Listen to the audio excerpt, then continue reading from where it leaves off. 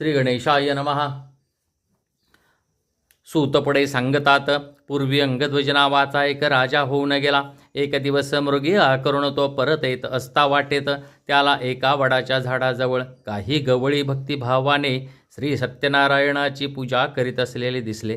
परंतु राजापुढेही गेला नाही. त्याने सत्यनारायण प्रभूंना नमस्कारही केला नाही. तरीसुद्धा त्या गवळ्यांनी राजापुढे सत्यनारायणाचा प्रसाद आणून ठेवला. नंतर त्या गवळ्यांनी आपापल्या बांधवांसह आणि मित्रांसह तीर्थप्रसाद आनंदाने भक्षण केला.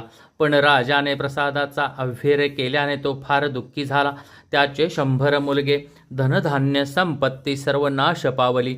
ही सत्यनारायणाची अवकृपा आहे हे जाणून राजा पुन्हा त्या गवळ्यांच्या जवळ गेला. भक्तियुक्त अंतःकरणाने त्याने श्री सत्यनारायणाचे पूजन केले.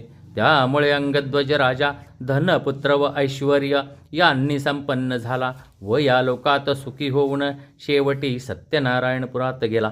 जो कोणी अतिदुर्लभ असे श्री सत्यनारायणाचे व्रत करतो, फल देणारी कथा भक्तिभावाने ऐकतो, त्याला सत्यनारायणाच्या प्रसादाने धनधान्य वगैरे वस्तूंचा लाभ होतो. दारिद्र्याला धन मिळते.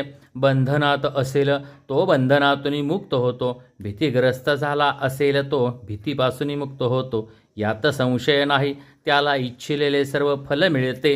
त्याला सत्यनारायण लोक प्राप्त होतो. मुनी हो, असे हे सत्यनारायण व्रत मी तुम्हाला सांगितले. हे व्रत केले असता मनुष्य सर्व दुःखातून मुक्त होतो. विशेष करून कलियुगात श्री सत्यनारायणाची पूजा फल देणारी आहे. या सत्यनारायणाला कोणी काल म्हणतात, कोणी सत्यदेव म्हणतात, कोणी ईश म्हणतात, तर कोणी सत्यनारायण म्हणतात. याचे जो नित्यपठन करतो किंवा श्रवण करतो त्याची सर्व पापे श्री सत्यनारायणाच्या प्रसादाने नाहीशी होतात. यात काही शंका नाही.